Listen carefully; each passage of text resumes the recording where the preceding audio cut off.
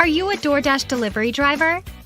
Would you like to be safer and less stressed while driving and earn more at the same time? The Driver's Utility Helper app allows you to do just that. Create custom filters and its automated system does the work for you, automatically declining unwanted low-paying requests and accepting more profitable requests so you can focus on driving. Visit acceptordecline.com to get started today.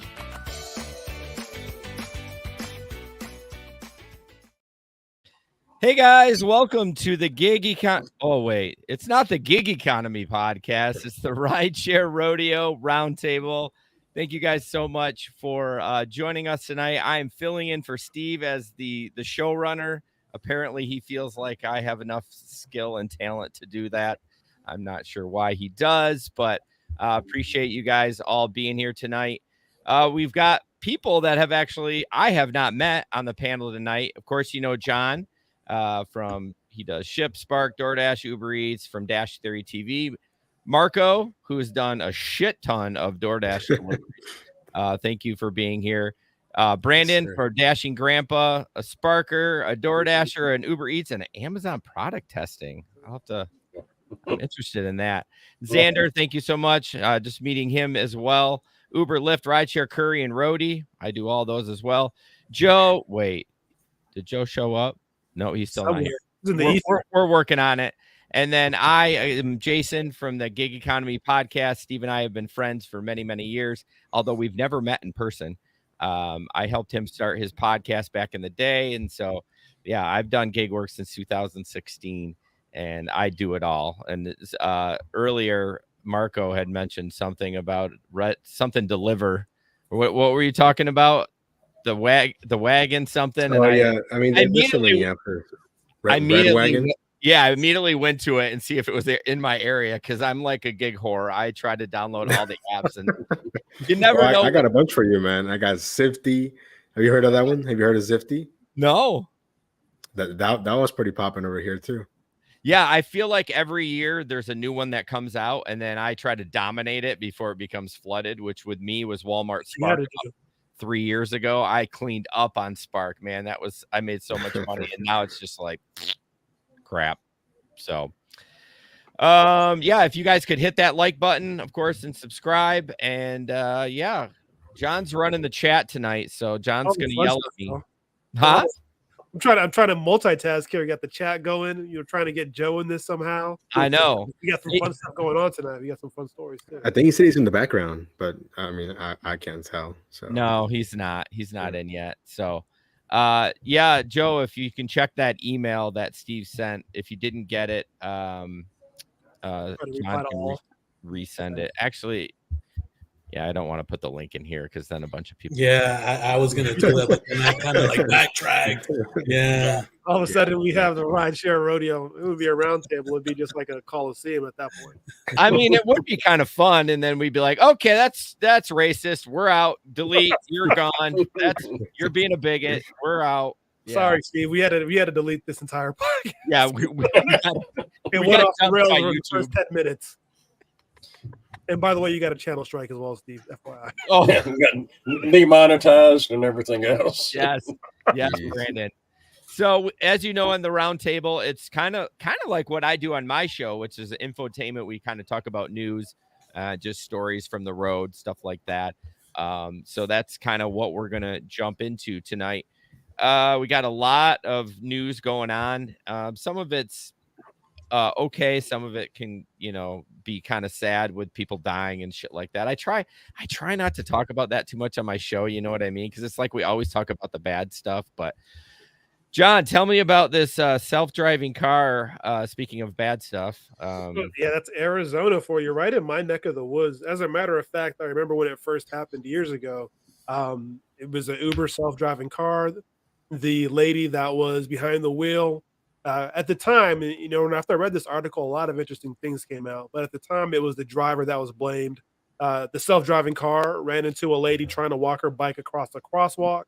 And the driver, at the time, they said it was watching the voice on her phone and not paying attention. Came out after the fact that, and this is disputable, by the way, but the driver was listening to the voice on their phone, but they were actually monitoring all these systems in the car and this Uber Slack chat. So, long story short, Uber, they got cleared of all wrongdoing and threw the driver under the bus. The driver, they took the plea deal, of course, because they were facing I think it was involuntary manslaughter or something like that. Yeah. 8 years in prison and for doing the job. No, I That's understand it. crazy. So yeah, I think they took a plea deal and got something like I don't remember the exact charge, but it's something like reckless endangerment and 2 years of probation, I believe. Does it really matter what they had on the screen, though? I mean, you're still at fault, right? I mean, if you weren't paying attention, so this is what the thing came out after the fact. There were other details that were interesting. So before this happened, they used to have 2 drivers, and then I think a month or 2 before, they went to having 1 driver in the car. okay. And then in that time, there had already been complaints internal on Uber about the drivers being distracted, it being too much, being routine, people kind of zoning out. They go in the same loop over and over again. So that's why people are, they got too comfortable with technology and they have presumed technology. But yeah, when I first read the article that the person was watching something on their phone, that's what they wanted us to believe, though. Yeah. It's weird too that there's some discussion about that, because don't you think if it was like a test car like it would have cameras everywhere in the car, like monitor, you know what I mean? Like they would be able to see the screen and all that kind of stuff. I don't know. It just seems a little shady. And then it doesn't surprise me that Uber threw the person under the bus. I mean, well, the other big thing that came out is that the car never identified that somebody was almost about to get hit, warning, getting too close. Yeah. So there was actually a lot of fault at Uber in that there were people that wanted this to go to trial. Right. They could put those things out. Didn't they end up like cutting that program out shortly after that happened? So interesting thing, you mentioned that. They did cut that out after that. Okay. And then they bought stock in Waymo, or they made a partnership with Waymo. And now later this year, they're going to offer Uber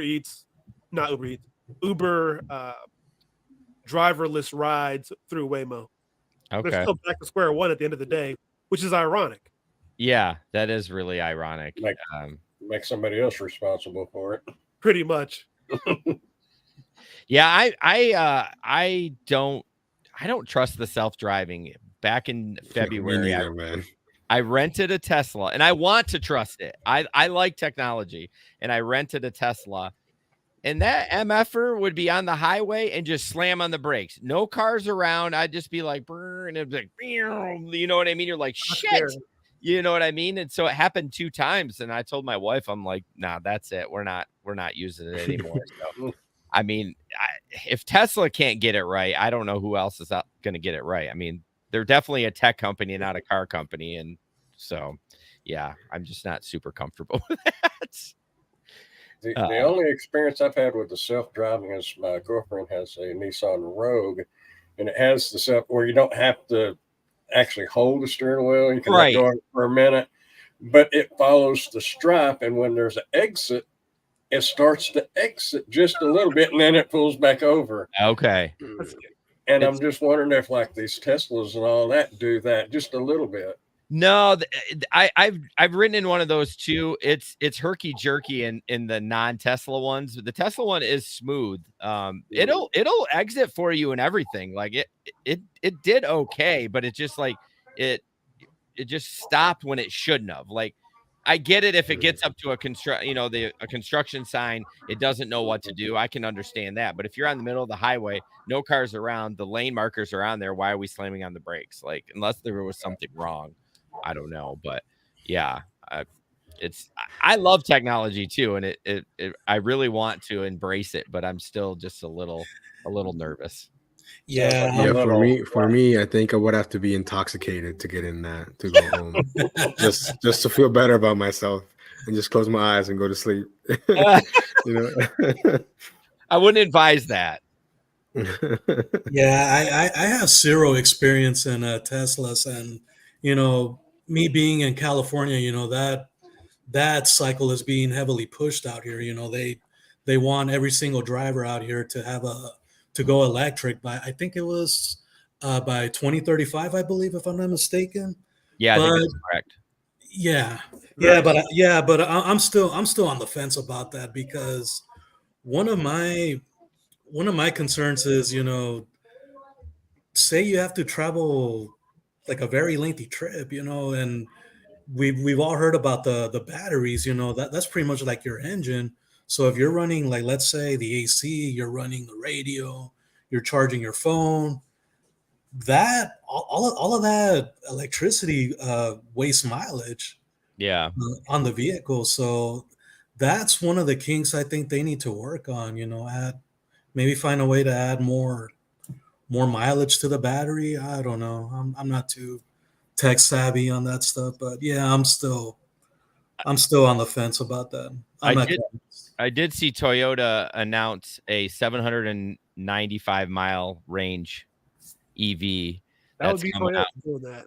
Yeah, well, that's the thing. Like Honda, Toyota are kind of like Toyota's like the hybrid, right? Like they came out with a hybrid like a billion years ago. It seems like. They got that Prius market on lock. Yeah, for sure, and it's a great car.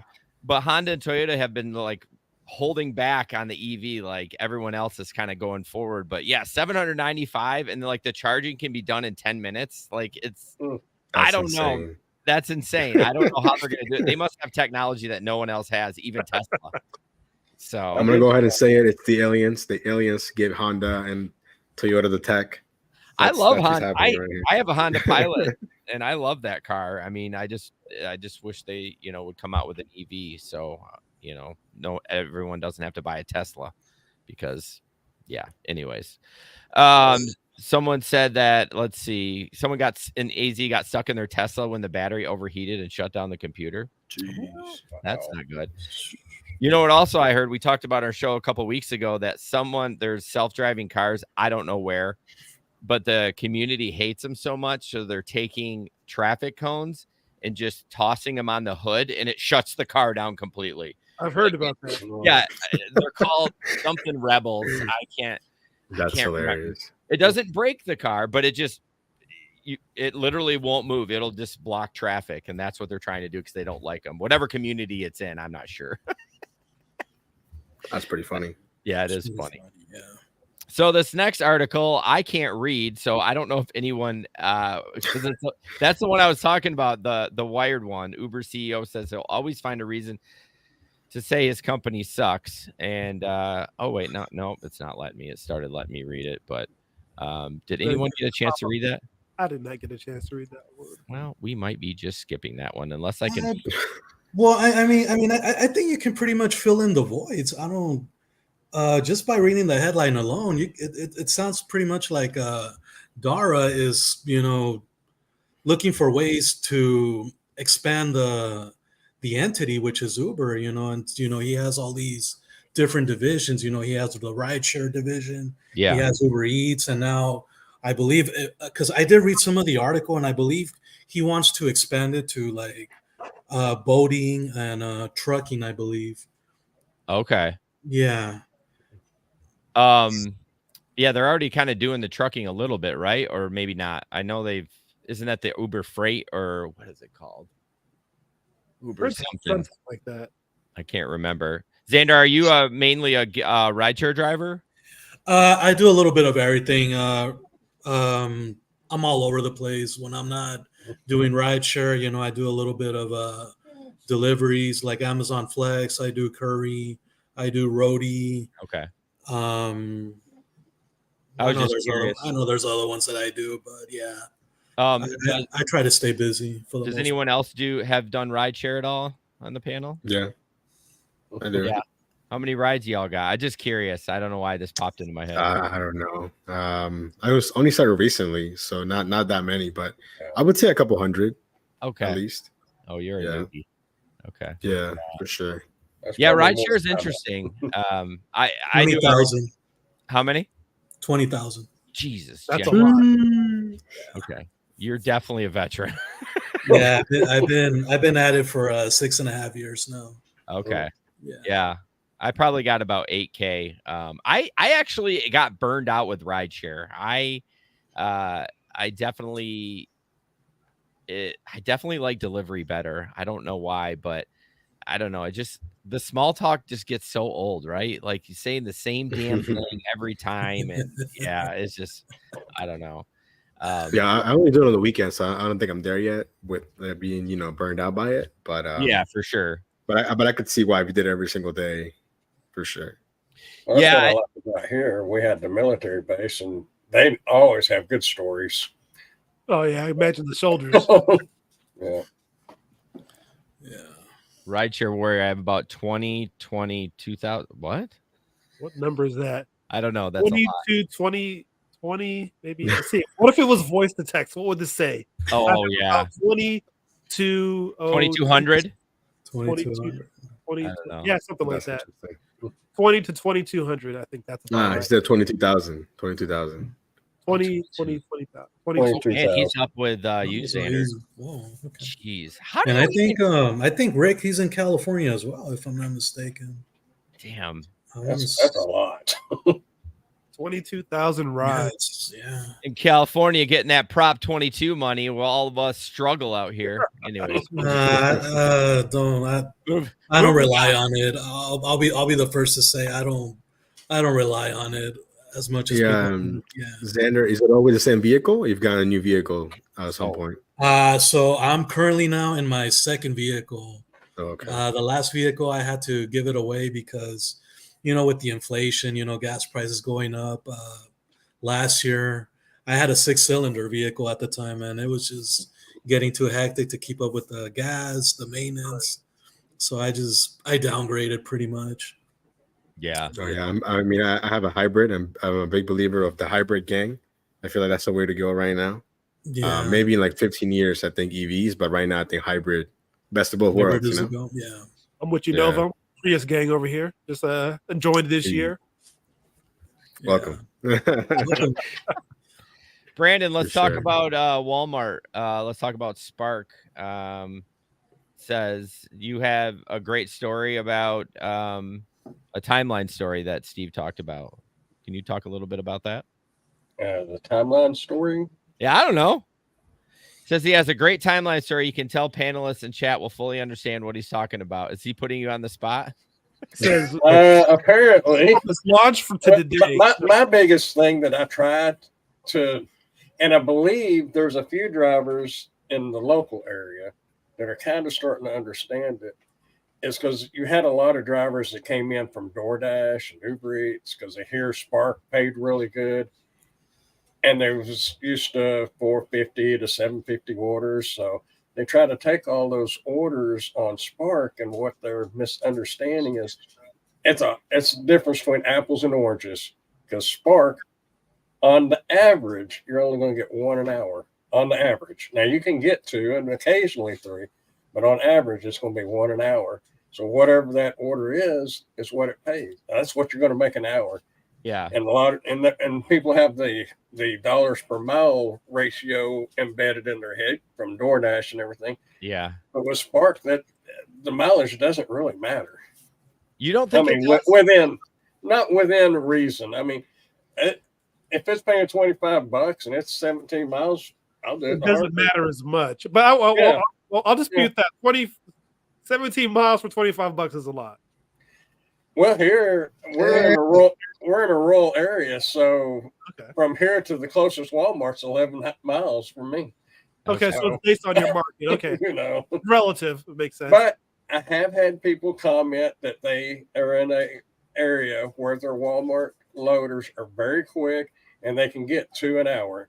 And if you are in a market like that, then yes, you can do it. But that's the whole thing, is people don't want to do the math. In the last couple of videos I did, I actually broke it down, because you got 9 cents, according to AAA, you have 9 cents a mile for maintenance on the average. And you got to subtract that, and you really should hold back taxes. Most of us probably don't. Nope. But you really should, just in case. And yeah, I do quarterlies, so that's why I Well, my other little gig work kind of got me in a bind with the IRS, but it had nothing to do with deliveries. It was, yeah, my accountant reviews. said, you know what, let's do quarterlies because this is a big bill. Because one year I had a pretty sizable bill. No. So as far as the Walmart goes for miles, I'm curious. So do you try? You don't really look at the mileage at all, because like when I see $1 for mile in Walmart, I said that's too low. But if I see it on DoorDash, I'm like, oh, that's good. But on Walmart, I want to see almost $2 a mile, or at least $1.50. Well, see, the thing is if it's a $6.50 order, it may only be going 1.5 miles. And if you're looking at mileage, then that's what, $3 a mile. Yeah, you're right. But you're saying because of the time it takes to load it and stuff. Yeah, you have 45 minutes wrapped up between the time you get that offer, accept that offer. Yes. You go over and get loaded. And they're always doubles. Yeah. Now they used to be singles, but they're all doubles now. Right.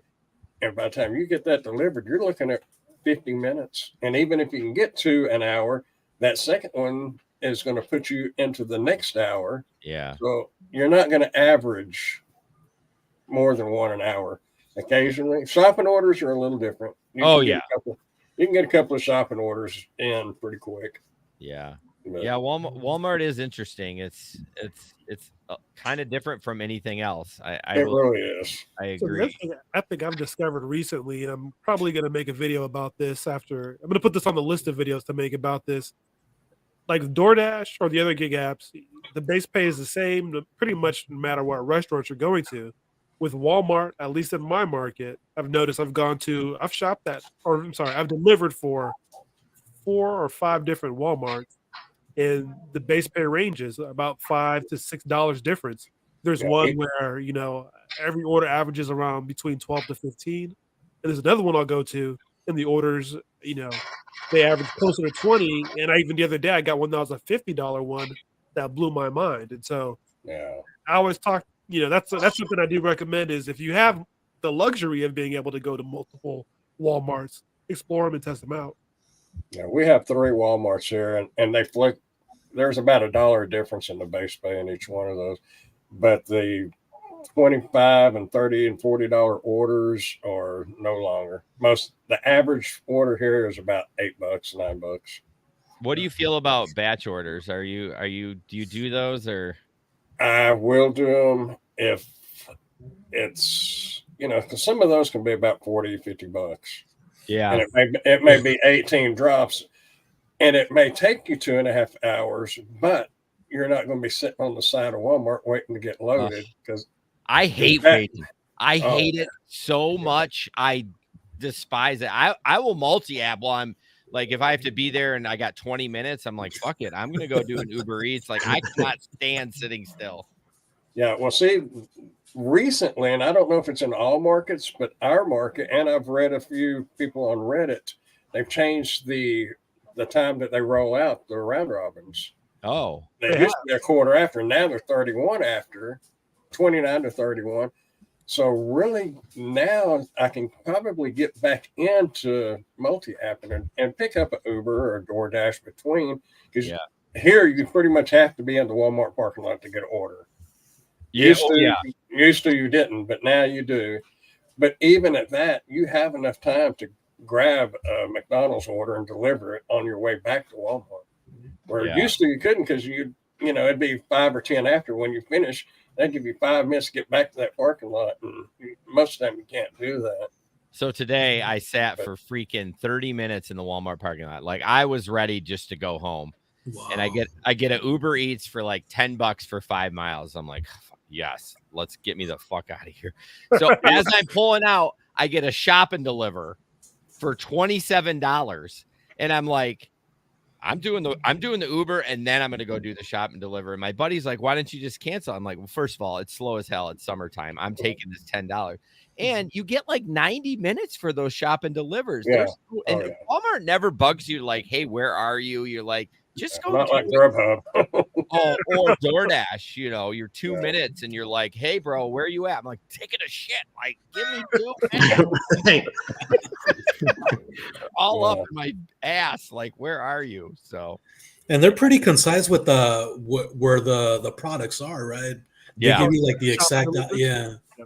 Yeah. The only different, well, we get the aisle number and the section number, whereas the pickers actually see the what shelf it is. Oh, in that really? section. Yeah, Oh, yeah. They They see which shelf in that section that it is, so they can get it just like that. I know it's not as Yeah. good as Shipped. I did do Shipped back in the day for a while, and their system was very, very good. I felt, but I don't. As somebody who's done both, I would argue that the Walmart shopping system is better. Really. I would argue that. Yeah. Well, I haven't done a Shipped in like 3 years, so I don't know. We don't have it here. Oh. I've been told we do, but I got it, but my rating was down after the first few deliveries, so it was almost impossible to snatch an order. Right. Let me introduce the Better Late Than Never, and I didn't bring you in because I was like, I messaged like, is this Joe before? Because I didn't know you. I was like, I don't need some random, but Yeah, this is Joe. Let's play DoorDash. Sorry, I figured No. the name was more suiting for today. it's perfect. I love it. So you're a DoorDasher then? Yes. Okay. How long? 2.5 years or so. Okay. It's like the end of 21, I believe. I started dashing. Just exclusively? Yeah, well, then I got into multi-apping, and then I started like honing it more towards just focusing on DoorDash and the programs, doing the top dasher stuff. Oh yeah. And like I got a full-time job, so like the DoorDash is more of just a side hustle. Like, hey, I want some extra money to go do something, so I go play that game. Like to me, it's just a video game where I get out, drive around, pick some stuff up, drop it off, got my mission done. I get the points, but the points are money. Oh, nice. So Mission. it makes it fun for me. Cool. Awesome. All right, moving on. Looks like John, you want to talk about that Walmart is insulated from strikes? But yeah, this was interesting because I was kind of reading the news about this UPS strike that's been going on, and this disaster averted that almost happened apparently. I wanted it to happen, by the way. I was hoping that UPS went down just to see the shit show. I was hoping Rodeo would go up if UPS went down. But Yeah, maybe. UPS went down. There would have been some work for us day drivers. I would not have been opposed for a couple of days of that. I didn't have anything else expected in the mail. But Right. because of this, it kind of called out the fact that Walmart uses Spark drivers they just rolled this out, I guess, 2 years ago. They're only at like 500 stores, and now they're at almost like 90% of their stores now. Yeah. And all 50 states, and pretty much Walmart, I think they said over 90% of its packages are delivered. Let me rephrase that the other way around.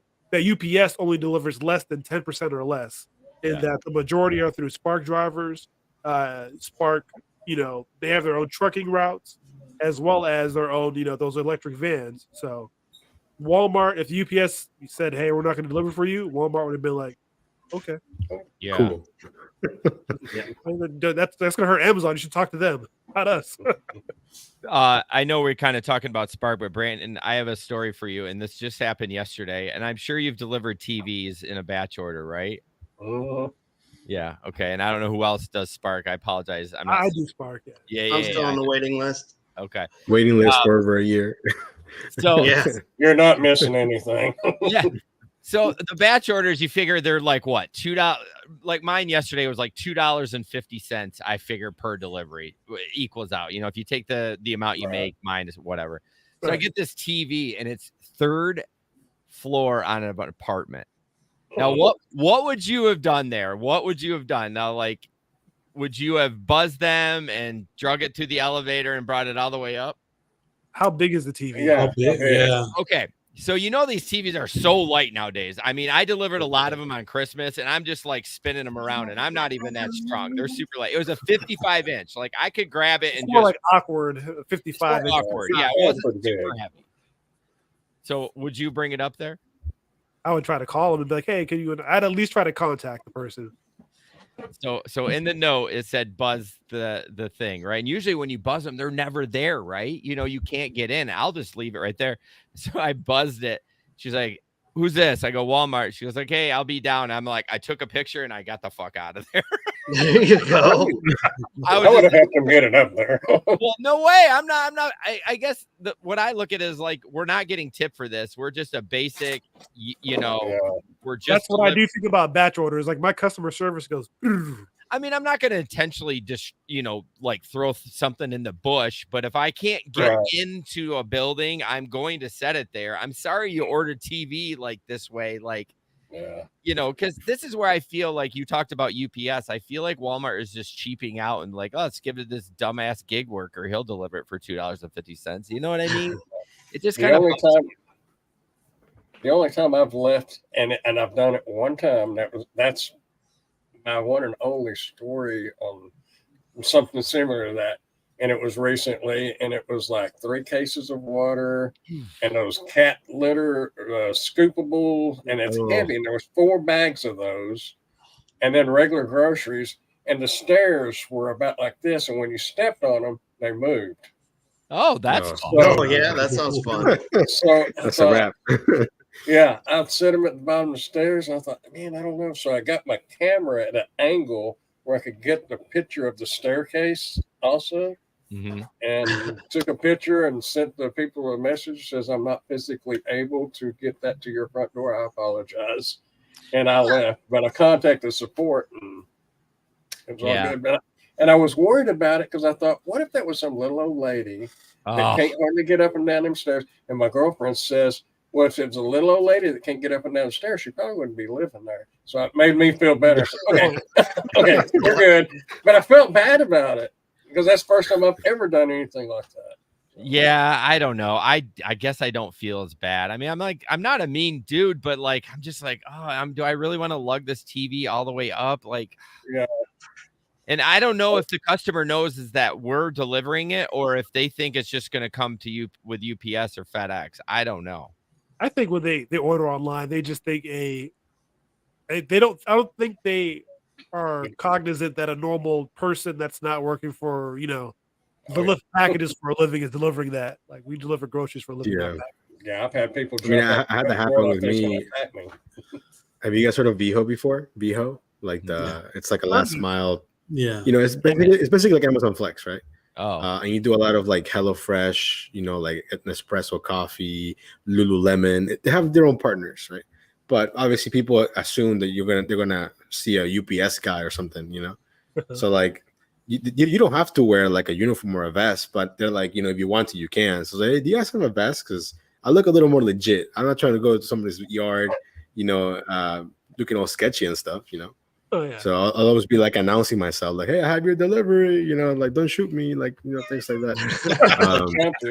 Like, here's a picture real quick. But or like point pickup. I only see Walmart here have point pickup. I don't know if you guys have done that app before. I have point pickup. Waiting and list. they're always like super low paying. Like it just says general merchandise, and it's like $3, $4, $5. Okay. So. I haven't been to Walmart in a while for like any of the kick apps. Yeah, you want to get the oversized offers on that one.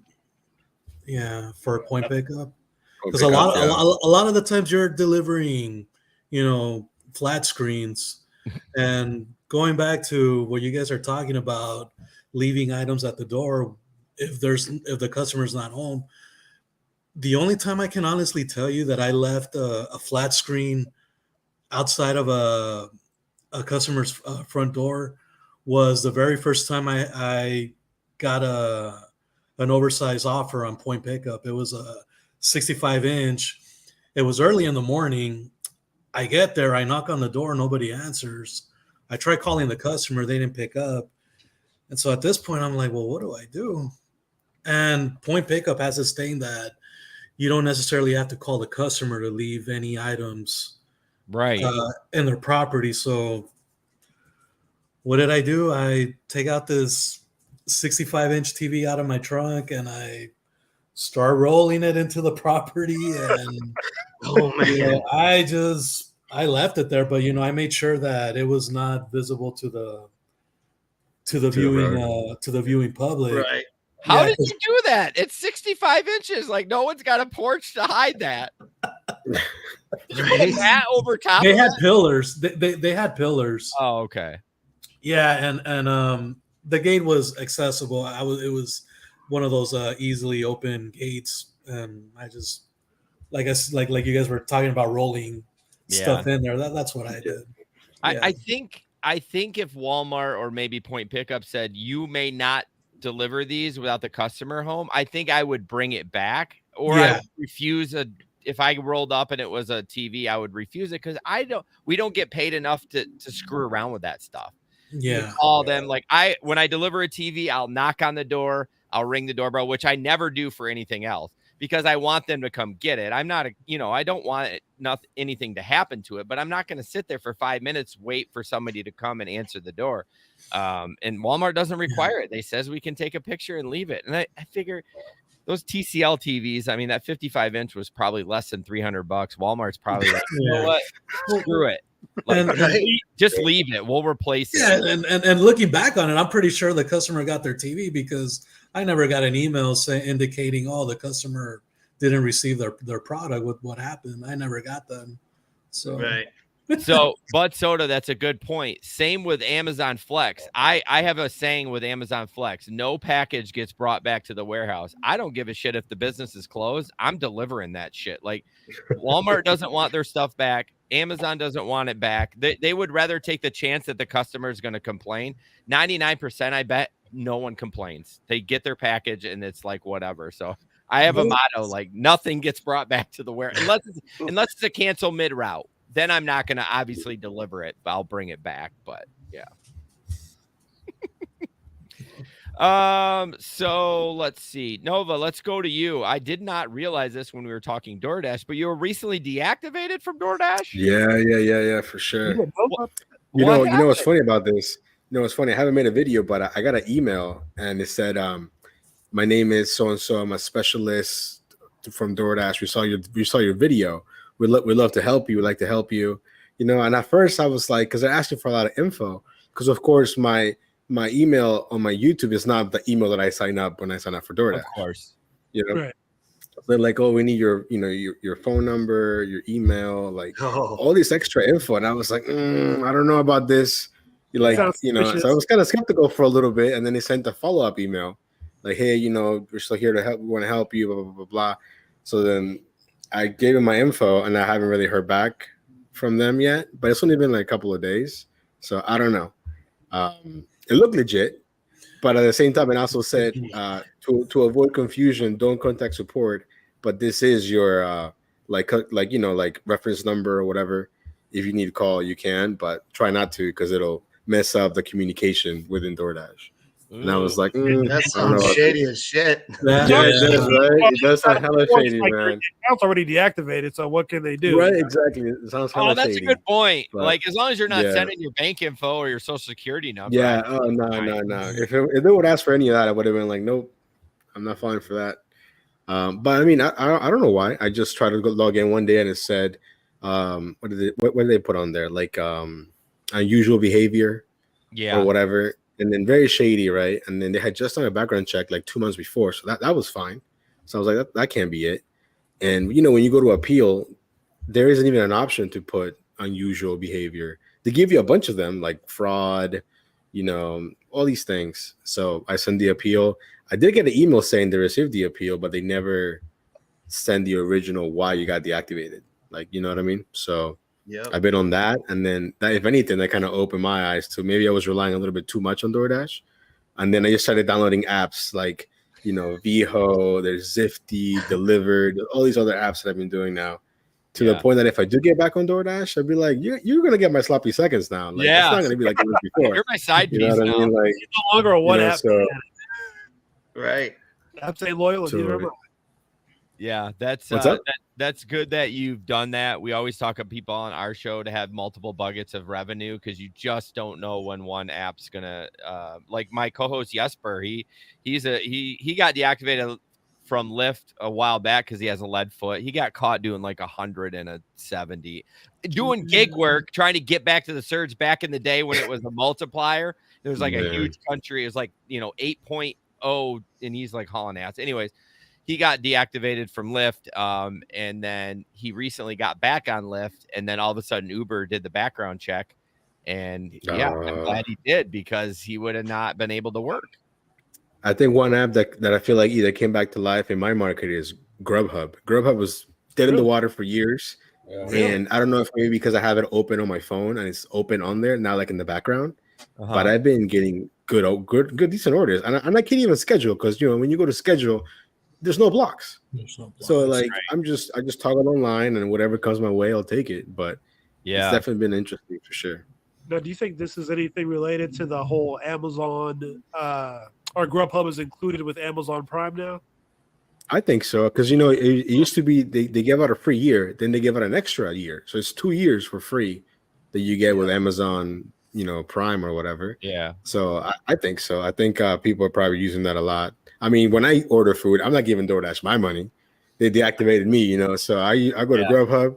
You know what I mean? It was funny because I was in one of my lives, and when I went to go order from this restaurant, when you call them, they actually tell you, hey, we don't do our own deliveries. We go to the DoorDash. I said, nah, I'm gonna go pick this pizza up at 2 a.m. So I went in there like at 2 a.m. to pick up the pizza, which is pretty funny. I mean, I would do the same thing if they deactivated you. Joe, tell me a little bit about your DoorDash. You're from Detroit? Yeah. Fuck, man, we're in Grand Rapids. We need to have you on the show.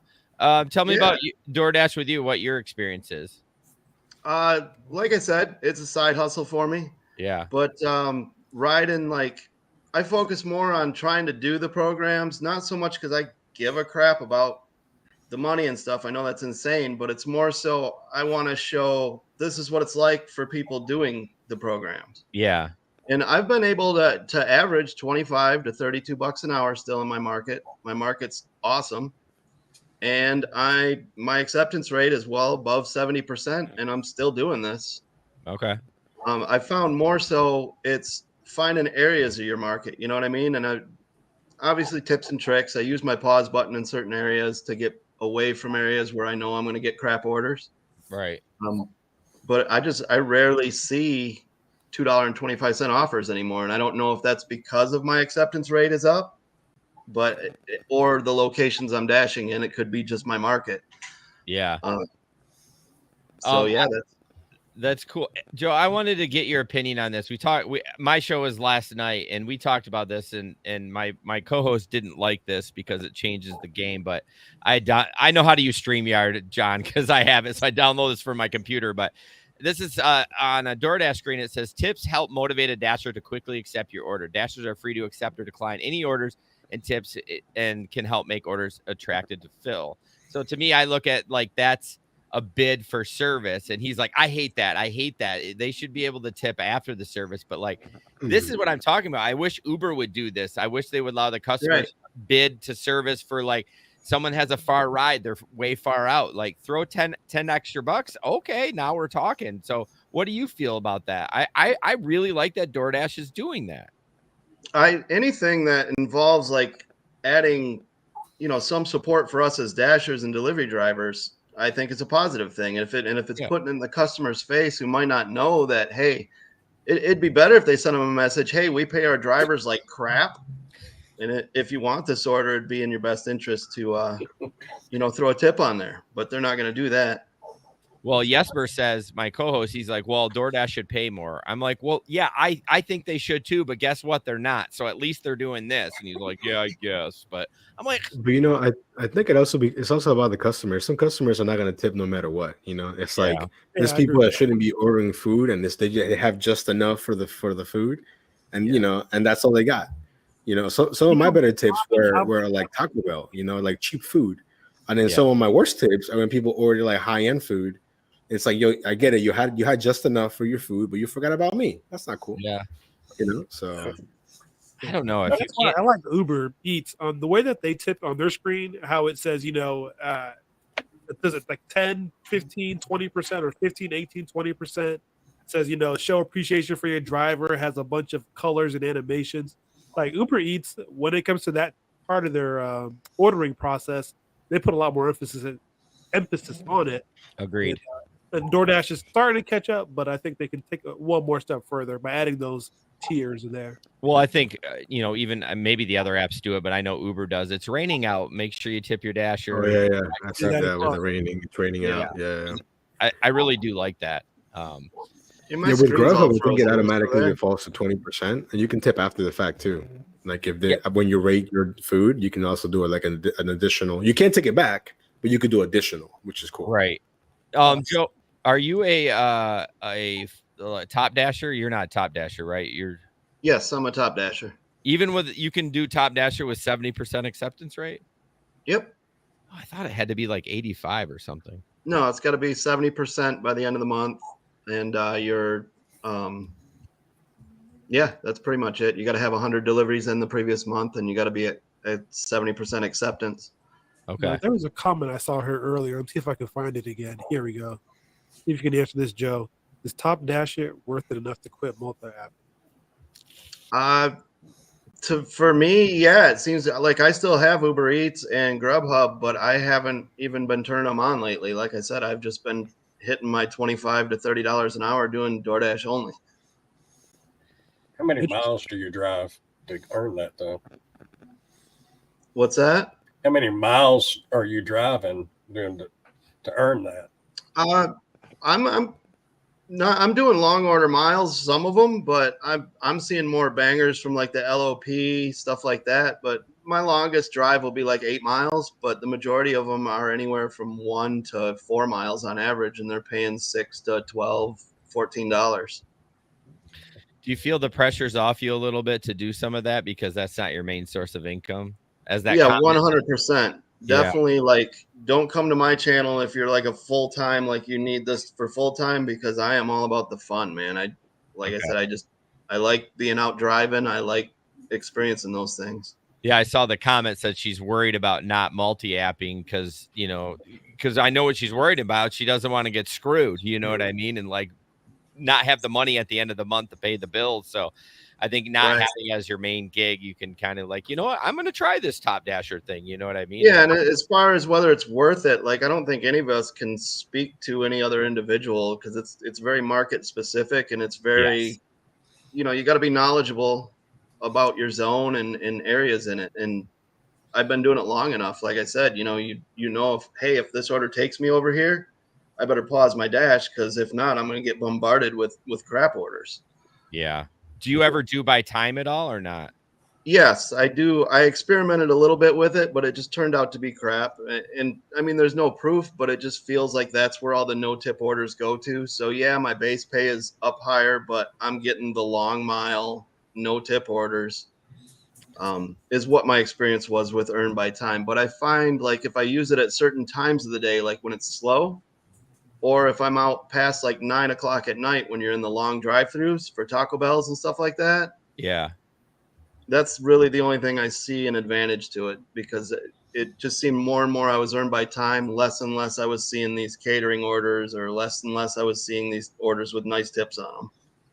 Yeah, I was going to ask you when you drive prime time, which hourly probably wouldn't be a good fit because it's popping anyway. So it's like you don't have to worry about it. Right. And that's the other reason I do so well, is because I have a full-time job. So the only time I can dash is basically during prime dinner time. So there's plenty of orders. And like I said, going in the right areas, you kind of learn, which areas are good to be in.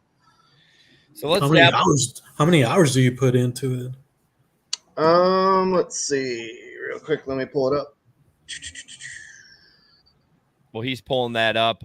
Let's after he's done with that, let's jump into the Instacart debacle with lowering their rate, like lowering their base, like everyone else. Everyone's shocked about it. So when I read that article, it's interesting because I gotta pull it back up again because I took two things out of it. Because I mean, to me, go ahead. I was gonna say I read that they changed it to as low as $3, but then saying that they may go as high as $10. Like it's kind of like on a sliding scale now. Yeah, but you see, the apps always say that though. They always say that. It's like when DoorDash said, "Oh, we're gonna put the base pay lower, but if you drive more miles, we'll give you more base pay," and that never really happened. Nah. They said they were gonna do that, but it was just BS. I think the only time I see them increase that is when like they really want to get it delivered, and the customer. And the order's been sitting there for 2 hours. Well, I mean, from the company perspective, like Instacart, you think about it. Most people are ordering from places far away. They're ordering from places closer, so they're going to reduce the base pay on the majority of them, and then there may be 10% that go a long way that they'll increase the base pay on, but the 90% that reduced, that pays for everything. Right. Yeah. Did you check your hours there, Joe? Yep. Looks like I'm averaging between 20 and 30 hours a week. Damn, on top of your 40 at your other job? 60. So 60 and 20? I'm not even going to say what I do because I work overnight. That's my full-time job, and I just do gig work during the daytime. Right. One of the other motivations of me dashing is we're pushing like hell to get debt free by the end of this year. So since I've been dashing, we had about $72,000 in debt, and I'm down to just a little over 20 to go. So good job. Good job, nice, man. That's awesome. Yeah, congratulations.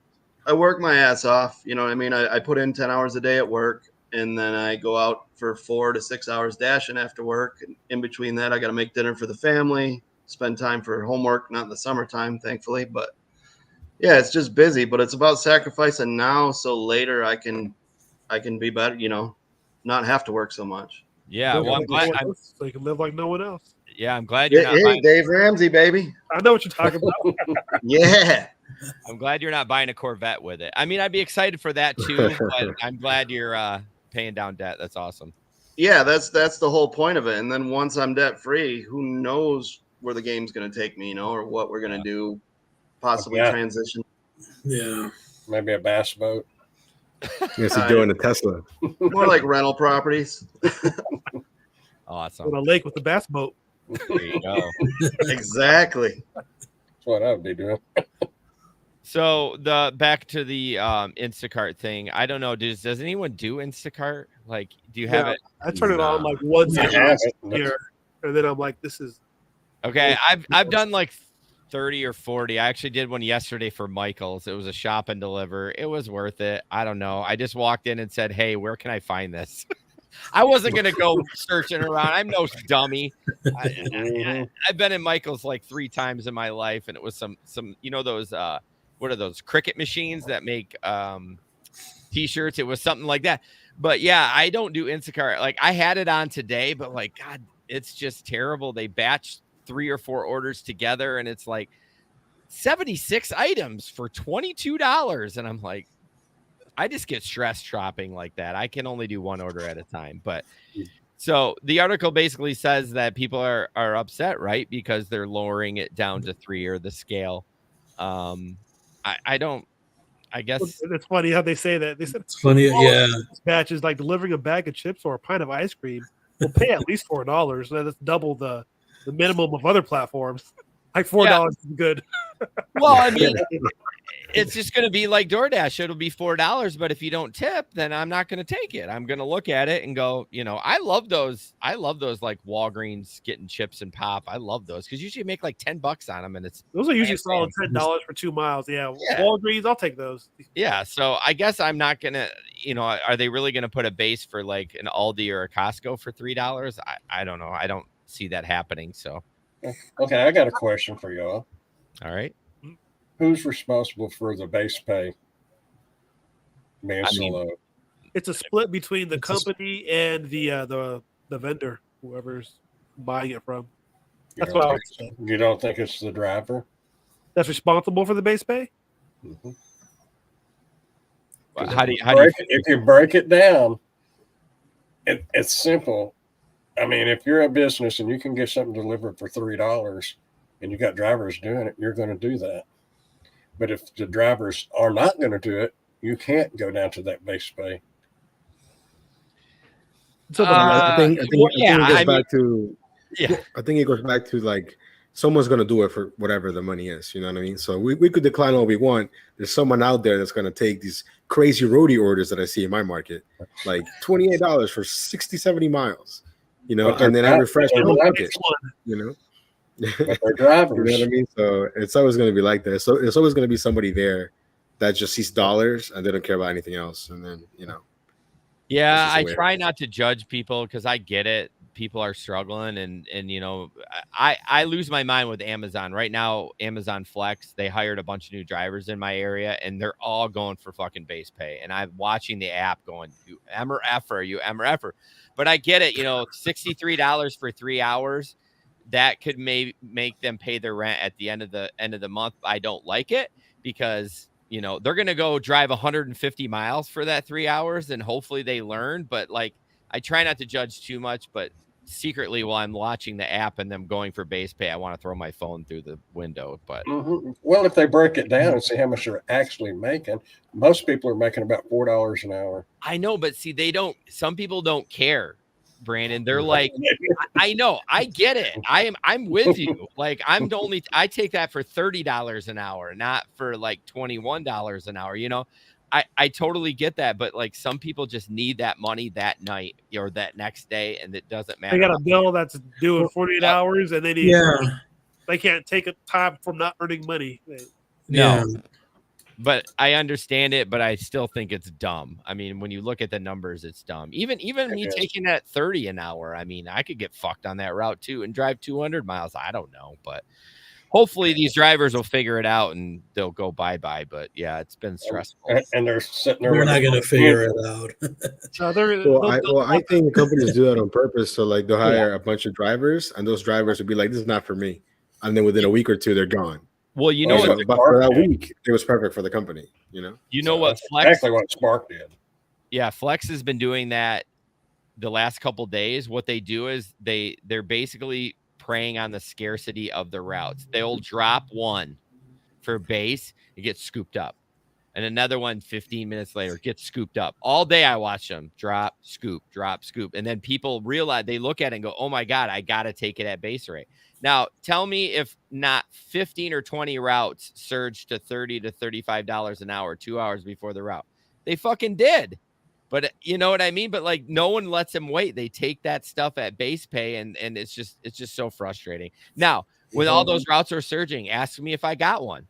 I didn't, because I couldn't click fast enough because everyone was desperate. Sorry. Yes, they all sit there with their finger right above that screen. I know. They're so quick. I swear to God, there must be bots for Amazon Flex because I tapped it so quick. There is for Spark. I know there is. 100% convinced. I know, but there's got to be for Flex because I tapped that damn button as fast as I could and I didn't get it. I'm like, this is bullshit. Block was reserved by someone else. Yes, everything. I get that a lot too. Yeah, believe me. It's so frustrating. But what's interesting about Flex, and I don't know about Xander in your area, we have same day delivery now. Yes, So usually Flex in the summer is really slow, but since we have that, it's been great. But again, they hired a bunch of newbies. They hired a bunch of new drivers, and a lot of them flocked to the same day warehouse. Yeah, because that's where most of the orders come from now. It's very rare to get one from I live about 30 minutes away from the same day warehouse, and then I live another 20 minutes the opposite way from another warehouse. From that one, I may get a block. I kid you not, like probably every 2 weeks. Okay. Yeah, and it's just like regular boxes that are being delivered. Meaning the customer did not order it for the same day delivery. Okay. Yeah. Can I ask you about Whole Foods? Have you done any Whole Foods? You know what? As strange as I have never done a Whole Foods. Oh, really? Never. And I've been so eager to do one. It's just, we just got it here. I don't know. And I've dabbled in it a little bit, and it's interesting. It's, you know, the base pays $20 and plus the estimate of tips, right? And, you know, there's some days I've done it for $20, done one order. It was 30 miles. And I got a $22 tip, right? One order. Great. So I made $42 in like an hour. That's great. The next day I did 3 orders and I got tipped $5. Now it wasn't as many miles, but it's just like, you just don't know what the customer's going to tip. And it takes 24 hours for you to find out too, which is kind of annoying. Really? Yeah. So then all of a sudden you're like, oh, I got fucked yesterday. Great. Okay. Moving on. Yeah. That was shipped for me, but it was nice when the tips did come in. Yeah. Like when I first my first shipped experience, I was like, what the F is this?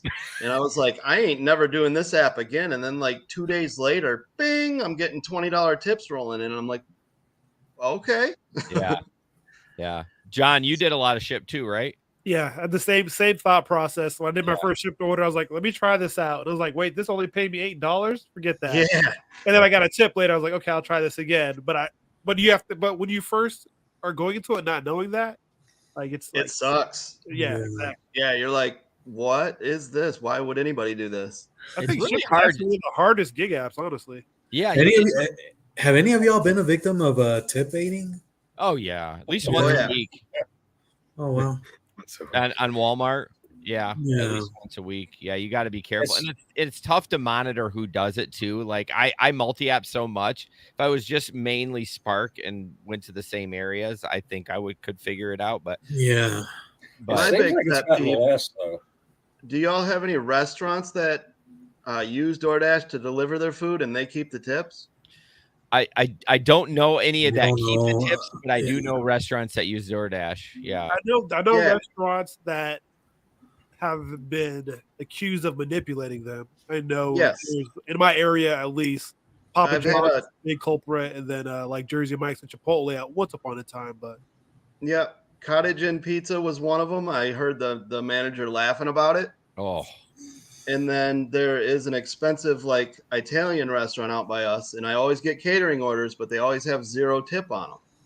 And I'm so tempted to just like ask the customer, hey, I'm just curious, but did you put a tip on this? Because I've went to the restaurant to pick up, and I'm like, man, they never tip from here. And the guys like looked at me and were like, oh yeah, they never tip for delivery. But it was so shady, like they know what's up. They know that they're doing. I question what they're doing with the tip money, but they know that they're taking it. Yeah. Right. Hey, real quick, Brandon's got to bounce. He's supposed to be live on his show. He's 3 minutes late. So thank you so much for coming on. I appreciate it. I'm having so much fun. I hate to leave. But... No, you got to do your own show. I'll tell Steve F off for you. Don't worry.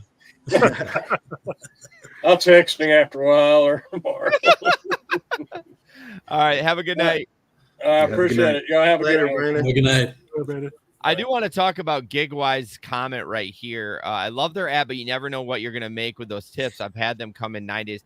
Yeah, like it's hard to budget your week, or not that you need to budget, but it's hard to know like where you stand. Like we all have a goal for the day, right? Like if I'm waiting on these tips, I'm like, I can't count that as my daily goal, right? Like I don't know. Even with Walmart, what Brandon would say, and if anyone else is on Spark, it's 24 hours. So it's like, do I count that tip for that day? Because you get presented like $25, but when you complete the order, it says $10, and so you got to wait on that. So like, do you count? I count it 90% in my head. I do too. We count 90%, and then at the end of the month, it usually ends up 95%, 98%. Yeah, close to that of what it was, but I say 90%.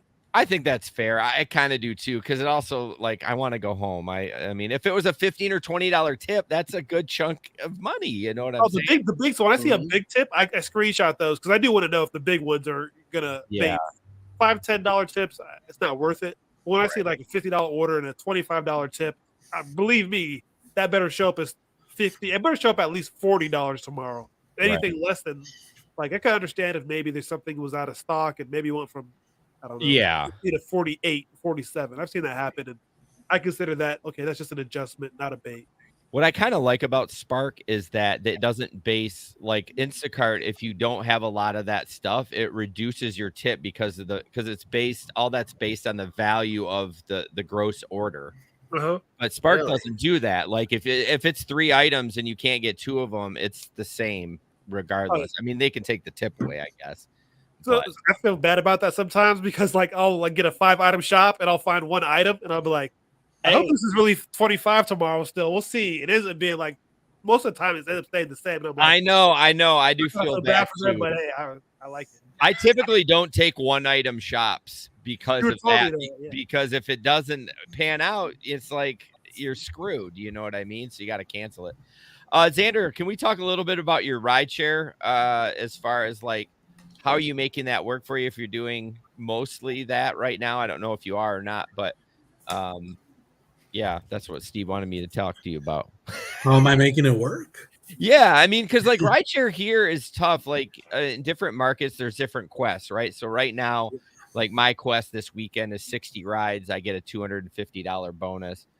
Some markets it's based on your gross earnings. Like Yeah. you know, you earn, and they're terrible, by the way. You earn $500, you get an extra $20. What is happening in your market? Is that similar? Well, on Uber. So, like for instance, right now there's an Uber quest for this week. I think if you do 90 rides, you get $50. So it's not even, it's not even worth it. And then for the weekend, the same thing. You do 90 rides, and I think you get, I believe it's 120. How are you doing 90 rides in a weekend? I'm just here's the thing. I don't focus on those ride challenges anymore. Okay, well, what do you focus on with rideshare then? So pretty much what I do is I just look for good rides, really. And what I mean by that, I don't rely a lot these days on those long, lengthy trips, those 45-minute plus rides, because of how the pay structure is now. Yeah. So for instance, if I get a lengthy trip and it says 60 miles, guess what? I'm only going to make probably $45 to $50 on that ride. Yeah. So I don't rely on that anymore. I look for trips that are a combination of short. What I mean by that is anywhere between 10 to 20 minutes, 20-minute trips. And that's how I usually go about it. And then there's other days where I just use rideshare to fill in the voids. Okay. Yeah. So like for instance, if I get a curry offer, I'll do that one. And depending on whatever location I'm at, and if I have like a gap in between deliveries, then I'll turn on rideshare and just focus on that. So I'm pretty much bouncing back and forth. Do you ever, I do this when I do maybe a flex order or a flex route, I'll put my destination filter on. That's what I do. Yes. Yeah. And I've been successful in that a few times, like basically paying for me to drive back into my market, because, but yeah, I don't know. I don't know how anyone can make all their gig work money. I mean, I get, depending on what you need, just what you need, because it's so many miles.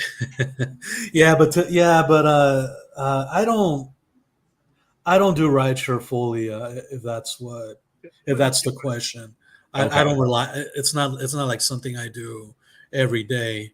Yes, I do it every day, but I'm not in my car seat 12, 14 hours a day now. Thank God. Now, yeah. So now I'm just like bouncing up and down on the apps. I look for the best. Whatever the best ride is, I look for the best delivery, whatever that may be. It's all about making money. Yeah, so you're cherry picking. Yeah, and trying to do it as efficiently and as quickly as possible, because there's so many hours in the day. I was going to ask all of you, how many of you have multiple phones? So I have multiple phones, but I only use one of them one is Wi-Fi only, basically. Okay. Yeah. Gotcha. Yeah, I have a main I have a gig only phone that only does gig stuff. Okay. Yeah, I got my regular phone, and then I got the second phone I bought so I could shoot video while I'm dashing. Okay. Phone for basically, yeah. Yeah, I used to have a separate phone because I used to do YouTube videos, but ever since I stopped doing that, I just have it, for entertainment purposes. Like if I'm delivering a curry, I have Joe Rogan in the background playing. Yeah. So. Yeah, I use two phones. I have most of my gig work on an Android phone because we all know Android's better for gig work for many reasons. And then on my iPhone, I do have like Walmart Spark, because that way I can work Walmart on one and I can run Amazon on the other one and look for routes. You know what I mean? So they're right next to each other in the car. So because you can't watch Amazon routes and do other gig work. You just, or even with DoorDash, like if I'm waiting for the area to get red, I can't do it on one phone. I just can't do it. So Yeah, I have 2 phones, and it's so cheap nowadays. I bought a Pixel 4 for like $100, and it's $20 Really? extra a month. You know, that's nothing. You know what I mean? Yeah. You put it on your family's plan and for Xfinity Mobile, and it's worth every freaking penny. Dude, I have so many mounts in my car. Like you would think I have like 1,000 phones. Let me You ask know, you, like, do you guys have a so heat mount for the summer that keeps your phone in a place that keeps it cool? Keeps it cool. Yeah. What do you guys do Mhm. for that? I got a mount that clips right into the vent, so Yeah, the phone's kind that's of like what I right heard. on the back of the vent. I've never been able to make those work. I have. That like rolls. Yeah. Oh, it's a piece of shit for like filming. You know Oh, what I mean? yeah. But for door dashing, it'll hold it just fine. Keep my phone from overheating. Yeah. Okay. I Yeah, probably have one of those. Then. I have 2 mounts that kind of go over my dash and drop down a little bit, and they're right in front of the vents. Nice. See, that's what I'm looking for. I have one that sticks to the windshield, like sticks to the dashboard, but where it sits at, it's still right in the sun still hits it. Sun hits it, yeah. So I have to end up like finding a different place or taking it off and overheats. And Oh, you mean your phone overheats? yeah, from where Oh, it's at. okay. Yeah, it is 112 out, so it's a little bit more though. Even with Man, the AC off, I would not be outside. I'd be in the house, bro. I can't do 112. I can barely do 90. I'm struggling over here with 90. Hey, we're East Coasters. If it hits above 90, it's like shit. Hell, if it's 82, I got my air on in the house. I'm in the car, in the Okay. AC under a tree, and yeah, Under a tree. I have lots of shaded spots. I've made almost made a map damn near. Yeah, I've not had a phone overheat unless I park in the sun, like and go inside and do something. My biggest issue is with the sun is those stupid mounts sticking. They become unstuck a lot of times. Yeah. They lose their adhesiveness or whatever. From the Yeah, sun. and you got to like clean them off or glue them on there. I don't know. All right, couple things left. Let's talk about the in-drive rideshare app. I know we kind of talked about it a little bit before the show, where you choose your own. Is this the one where you choose your own price? Yeah. I think it's interesting. It's interesting that you can haggle with the like you can shoot back. Like how about this much, and then the driver's going to come back. No, but I'll do it for this. Well, in my head, it has to be quick, right? Because who's going to sit around with that for 5 minutes? Like, yeah, I mean, it's almost like it is anywhere else. Like if you go to like another country and you're literally haggling in person with the, hey, I'm going to go over here. It would have to be quick. Otherwise, the only difference is you're haggling through a phone. Right. So, but what's to stop the rider from being like, well, driver Tim said he'd do it for $2 less? Yeah. Yeah, but I'm not driver Tim. Right. Driver Tim drives a rust bucket, so fuck him. Exactly. Did you ever? That's why I like the app that I use, because you can set your own rates, so you kind of it defeats the whole haggling thing. Oh, you just set it, and that's what it is.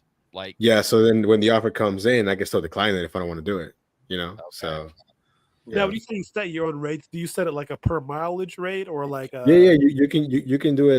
Let me pull it up real quick because I already have it preset. But yeah, you can do you call it your rate card. You can do how much you make, the minimum base fare. So the minimum, no matter what, it'll be X amount, and then you can do per minute, per mile, and you can add your own surge if you want. So my base, so my minimum amount is $8.25. That's my bare minimum. If you're gonna go like a mile, I'm getting $8.25 no matter what. $8 a mile. And then you can always tweak it, things like that. Nova, what company is that? And do they offer insurance, or do you have to have commercial insurance? No, you have to have your own insurance. Yeah, okay. It's called Empower. They're like in New York City, the DMV area here, DC, Maryland, Virginia, and like I think it's North Carolina, South Carolina. Oh, okay. So they're it's not like super small, but it's not huge either. But the way they made their money is you got to pay them a subscription to be on the app, but they don't take any fees. Oh, okay. So as a customer, when they look at you, are they able to see like what kind of, I'm sure they see what kind of car you have, how many rides, like, are you able to like sell it up a little bit? Like just yeah. So like, it'll show you like, your profile picture, just like Uber or Lyft, it'll show your car. It'll show how many trips you've done, how many people have liked you. You can actually like favorite a driver. So let's say you have a good interaction, and then next time if you're online, you get the offer first. Okay. So like I see a lot of people often on the weekends. People like to go out, you know, things like that, because they know I'm pretty chill and not weird or anything. So they're like, oh, you know, whatever. So it's pretty fun that way for me, and it makes for great content too. So I have a little in-dash camera and whatnot. So it's fun. You're like, I'm not weird or anything. Won't try to hit on you. Yeah. I'm not with you. I'm just gonna record you all. Yeah, exactly. Yeah, for sure. 100%. Yeah, that's interesting. How much is the subscription? Is it like a monthly or a one time? So because I only do it on the weekends, they have like a flex plan, like a pay as you go kind of thing. Oh, nice. But they have one. I mean, they claim, I don't know if it's how true it is, but they say in the DC market, a full-time driver can make up to $4,000 on a $300 fee or whatever. So you pay $300, but then you can make up to whatever you want. That's the most you can pay. What was that? Is that per month? Yeah. So they have like a platinum plan. So I think you pay like $300 and you can make unlimited earnings. So if you want to just work all day, work all night, you know, whatever. But you don't pay it. Like it just comes out of your rides. Does that make sense? Oh, okay. So for me, like once I do like $50 of rides, then I start seeing the earnings. You know what I mean? So for me, I think then the most I paid was like $150, and I made like $1,200 on that. So you don't have to commit to a plan before you start. It just tiers you up as you go. Yeah. If you do the flex plan, or you could commit to a plan. Oh, gotcha. Or you could even do daily. You know, you could do like, I want to pay $20 for like today, you know, and then whatever you make on that is whatever you make on that. So yeah, it really works. It's interesting that the models. Do they do the advertising, or do you have to come up with your own clients, like, or? Oh no, I mean you just hit drive now, and then and then whoever wants to ride, you know, it'll come to your phone. But they're rolling out more ads lately, so it's like, you know, I see it on more cars now. You know, sign up to drive, sign up to ride. It's like they're pushing it now more than before, for sure. That sounds like that's good. It sounds like it's going to be legit competition for the big platforms, at least from a driver's perspective. Yeah, I mean, I'm sure. I mean, in DC and Maryland, I would say it's almost as popular as Uber and Lyft, for sure. Wow. You know, I think in Virginia it's a little more slower, but I'm sure Uber and Lyft for them it's like, you know, like a thorn. They don't really feel it, you know what I mean? But I'm sure eventually they will. I'm just curious because, like, I always thought commercial insurance was really expensive. Like, unless they've come down or have some plans from certain companies. I mean, like, I have the RiDESHARE endorsement, but that's not commercial insurance, obviously. Yeah, I know. It's the one that I use. It's like a local one. It's like it's not super expensive either. So I think because it is like a local insurance and it qualifies. It's probably specialized and local. I often wonder if you should get a like LLC and then get like an umbrella policy. I wonder if that would even be cheaper doing it that way. If you were that's actually a pretty solid idea. I hadn't thought about that. And then it kind of protects you a little bit. As, like, it's good to have an LLC, especially if you're paying out like subscription fees and stuff like that. But I mean, hey, this is not legal advice. I'm just saying it just popped. Not qualified. Not qualified at all. Just for entertainment purposes. Yeah. What you guys retaining? Yeah, for sure. But it's cool, man. They do like weekly Zoom meetings, and like they're always improving the app. And you talk to the CEO, gets on the Zoom call, and he tells you what they're working on and things like that. So you feel they're up, like, honest, like, you know what I mean? Like, you feel. Oh yeah, for sure. I mean, in their mind, they say that the drivers are the customers, and then the riders are our customers. Well, of course. You know what I mean? So that's kind of their mentality. So yeah, and I've used the service before, like as a rider, and it works okay. I mean, the app isn't perfect. Don't get me wrong. Yeah. But it's good enough, you know. So yeah, I think a lot of the riders are like, oh, on the app it says that you get all the money, and they always ask me, do you get all the money? And I'm like, yeah, I get all the money. You know what I mean? You tell them that you pay a fee and stuff or not? Yeah, because they're gonna ask me, well, how do they make money? You know, how does and I explain it to them, and I'm like, oh, that's cool. I didn't know that, or you know, it's but it's like any other company, you know, do background check. It's all legit. It's not like you can just get on. I think they're a little more lax with the cars. The car doesn't have to be super new. I think it can be like 2008 or newer. Okay. You know, so I don't know what the Uber one is, but I think I've seen some sketchy cars though. To be honest, I'm like, I don't know. You should be doing RiDESHARE with that, you know. But hey, anyone that can make talk, they're gonna do it. I think Uber exactly. I think it's 2010 right now. No, it's got to be less than 2013 or 15, maybe. No, because my pilot's a 2010 and I'm still active. Okay.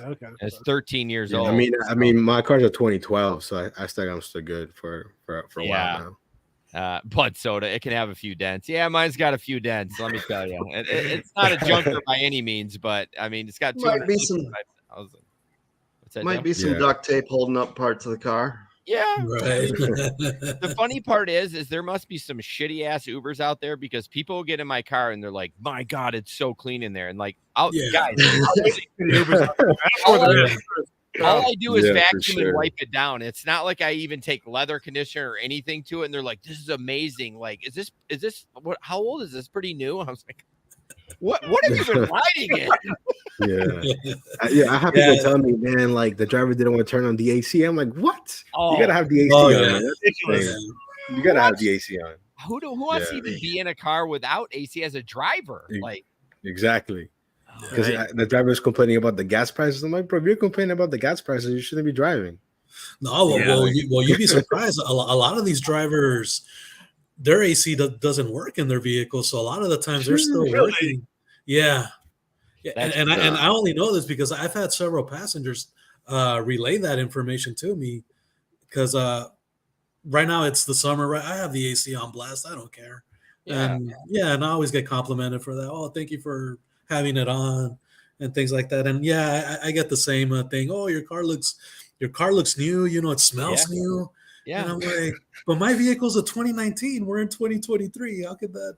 Yeah, it just shows you like how poorly so many people just don't even take care of their car. Yeah. And if you don't keep up with the maintenance on your vehicle, then it's all it takes is for that one little thing to happen. And I think it's there you go. The same philosophy where you talked about people taking the base rate on stuff. People have these cars that are barely hanging on and they just need to make it. Just need to make a buck. And I'm like, there's so many other apps other than RiDESHARE. Why are you doing RiDESHARE? Like, if one thing that I tell people is if you have a car that's paid off, don't get another car. Your car's already paid off. I don't want you taking out no car payments or on a newer car, and then you're struggling to make ends meet, Yeah. But if you have a car that's paid off, hey, that's good to go, man. That's better than if it runs, perfect. Yeah, for sure. That's why I got into food delivery from let me rephrase that. Grocery delivery from food delivery because my car was older, wanted to save some mileage on it. Yeah, for sure. No sense getting a payment. So, all right, guys. Well, this has been fun. Obviously, you can find all these stories and more at ridesharerodeo.com. I want to plug everybody. We should have kind of done Brandon, but I know he's been on here a bunch. Nova, where can people find you? Hey, YouTube. Really, I need to step up my game with like shorts and then the Instagram, but I have so much going on. I have a full-time job. I'm trying to be a good father, a good husband. So I need more time. I need more hours in the day. Right. But yeah, just mainly YouTube right now for sure. All right, perfect. How about you, Xander? The same. I mean, and like I said earlier, I don't do YouTube content anymore, but I'm always around on YouTube, and I'm always supporting the gig community any way I can, however I can, and I admire that. A lot of you guys I'm not too familiar with, but I'm really glad to see fresh faces on YouTube. Yeah, giving their intake on their experiences with gig work. I'm like Nova. I'm a family man. I got a wife. I got kids. I'm right now in a transitional phase where I'm maybe looking into a W-2 real soon. I just gotta get the paperwork process and everything. But yeah, for the most part, if I'm not making a video, I'll be in your live streams or making comments in your videos. Regarding the YouTube, I am not in the YouTube community. I feel bad. Like I come from the podcasting and then we live stream, you know what I mean? So I'm not a YouTuber that podcasts, it's vice versa. And I always feel like I'm not in it enough, but like, man, that takes a lot of time too. Like there's so many good guys out there putting out lives and content. I'm like, I'm trying so hard to comment in all of them, but like, it's definitely something where I'm just like, ooh, I just can't keep up with it. So I appreciate you guys all coming on, for sure. Joe, we talked about you. What about you? Let's play. Yeah. Yeah, let's play DoorDash. I'm actually starting to work on my second gig economy song. If anybody hasn't checked out my DoorDash video, check it out. It's like pinned to my my homepage on YouTube there. Wait, you do music? Yeah, I grew up in a traveling polka band, believe it or not. No shit. Wow. That's It's a thing. amazing. If you go to my channel, check it out. It's the pinned video. Me and my dad kind of put it together, and it was a whole lot of fun. I'd like to do more stuff like that. Oh, I gotta check that out. I gotta check that. I remember when you were making that song. I remember you had done like a, I don't know what you would call it, like a. Well, I wrote it in like 5 minutes at the gig con that Pedro put on. And then I did it live karaoke there, and then I just took it home and kind of tweaked it, and my dad helped put some music to it, so we made a music video. Oh yeah, I got to go find that finished product right after I get off of there. You're about to get Damn, me too. Oh yeah, please do, man. My dad loves. He reaches out to me. He's like, "Oh, you got some more views on that," so it makes him happy. That's amazing. I'll give it. I'll say this, Joe. I like that your dad calls it views. When I tell my dad about my channel, he still calls it hits. Oh yeah, nice. On your channel, like, yep. Does he at least understand what you're doing, John? He understands what I'm doing. Yes, he just. My mom can't even comprehend that I'm making money on YouTube. She's like, "That's not a real job," and I'm like, "I have a real job. This is my side thing." Yeah, but the dollars are real. You know, the dollars are real. You know, but to explain that to them, it's like the concept is insane. They fucking take half my money, but they're real. Yeah. Exactly. Does your wife have a hard time differentiating? I don't know your real name, but does she have a hard time differentiating the person that she met versus Nova Hustles? You know, it's funny because my wife, she works in HR, so she's never in the videos. You know, her company has like a big policy about social media and things like that. So, you know, she's never been in any of the videos. But one time we were out shopping and someone recognized me and they were like, Nova. And then she looked at me. She said, "People watch your videos?" And I said, "Of course." What do you mean?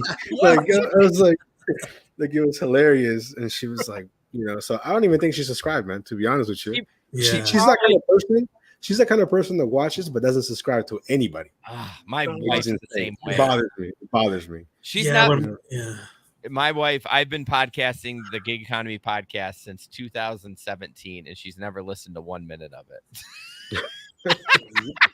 It's like a hobby. Like guys hanging out with guys. This is what 100%. 100%. It's like the same. Like it's Madden, but for adults. Right. So, John, what do you sure. Like I remember the very first time I got paid from YouTube, she was like Google, and I was like, yeah, Google paid us. You know, so it was pretty funny. But yeah, that's amazing.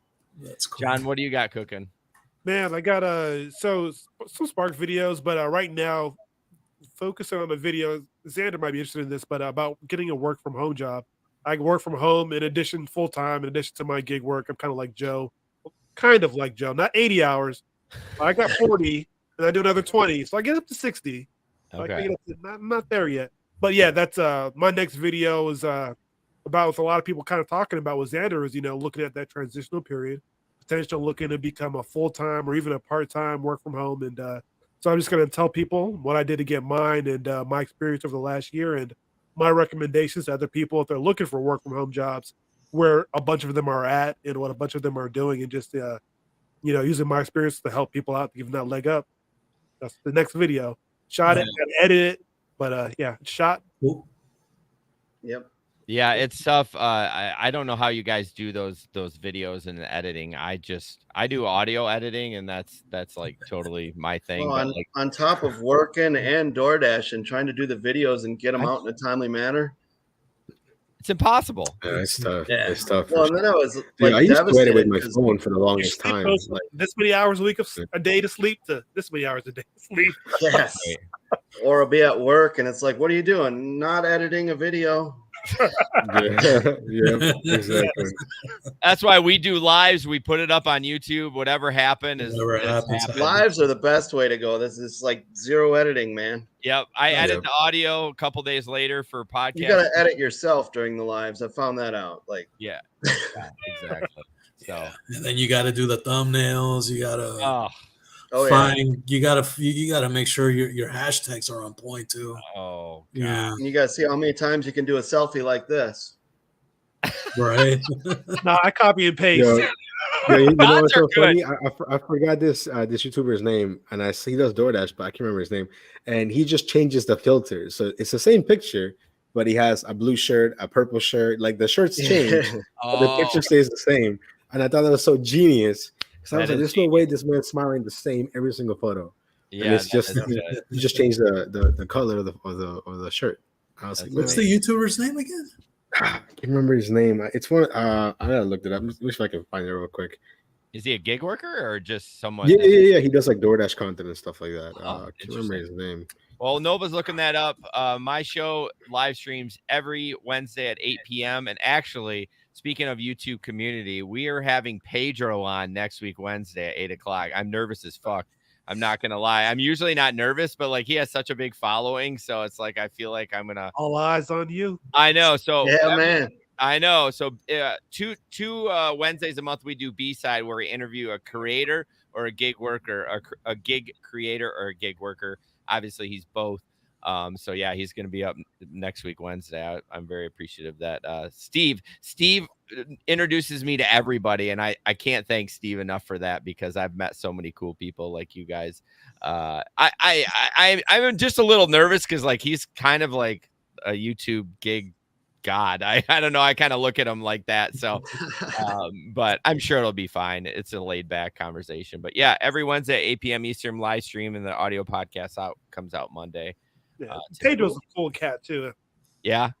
Yeah. Good. I'm looking forward to him. I haven't really talked to him other than what I've seen on the video. Yeah, just same here. This has made me realize there's so many gig tubers. I literally typed in what I thought would pop up with his picture, and I've seen a bunch of other gig tubers I've never seen before in my life.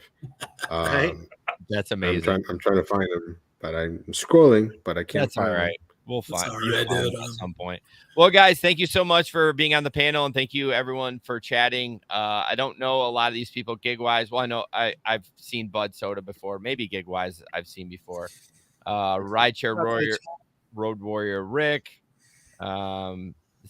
gig in the Great North. I think that's all I can see for them doing. Cabaret, Giggin, Zeta, Gig. Oh, I said that one already. Yeah. Yeah, Christopher Taylor. So is Hannibal, Kim? Are they at the yeah, they're at the gig con? Oh, okay. Yeah. I don't know what that's about. Like, is it like when I go to Podcast Movement, like they have breakout sessions, like speakers and stuff like that? I don't know. The first one was more like a family picnic. Okay. It was kind of just throwing it together. This one seems a lot more organized. It's getting better every year. I mean, last year was the inaugural. This year, 2.0, you know. Yeah. We're still working towards that final form. Okay. Seems like this year's they're getting a lot of politicians involved for this gig con, or is it just me?